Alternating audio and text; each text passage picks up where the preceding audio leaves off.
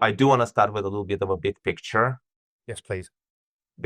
and what I delineated for cells, there are like 5 different processes right now that you need to look at. And usually it's 2 or 3.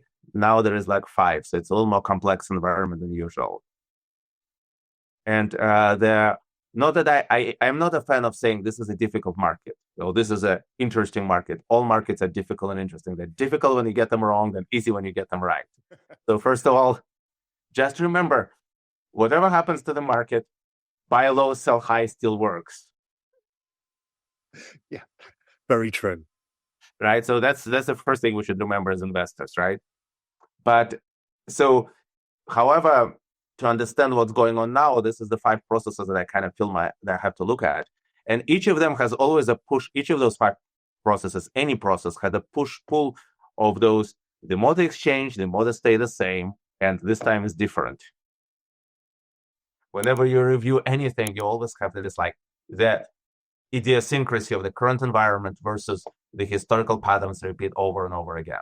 Yeah. And the first process that you really need to look at, forget about everything that's going on in the world. There's a cycle. There's a business cycle. We're in a cycle.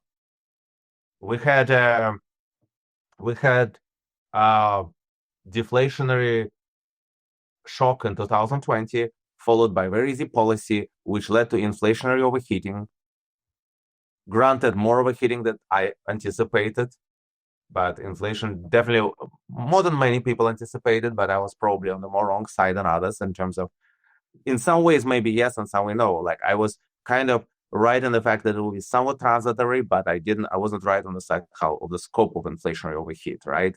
And now we're going to disinflationary cycle.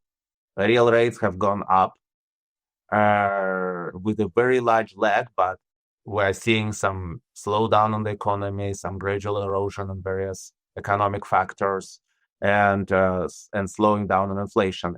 Again, not on the schedule I would have told you 5 years ago, but honestly, a year or 2 off in macro is not such a big error margin. No, exactly. So it's kind of happening. It's a big margin in terms of P&L, but it's not so much like, oh, the whole paradigm has to change because something is happening a year later than we thought it would, right? So we're basically going through a cycle, and in a cycle, we can expect weaker stock market performance that we're seeing until liquidity, kind of like somewhat tighter liquidity, until the central bank will start adding liquidity, which they have not yet really truly started adding liquidity. Eventually, they will. So you expect central bank to drag their feet, then start adding liquidity, then add liquidity till it becomes excessive. This is kind of always happens. They always don't have enough liquidity, then they add liquidity, and at some point they overdo adding liquidity. It's unavoidable. No matter how hawkish they're now, how stubborn they will be, because of the lagging nature of all the indicators, they will eventually add liquidity, and eventually they will add too much. Hey, thanks for sticking around to the end. Look, if you enjoyed it, hit the subscribe button and check out the video here on the right-hand side. I'm sure you'll enjoy that one as well. And if you're ready for more, go to realvision.com/join. I'll see you there.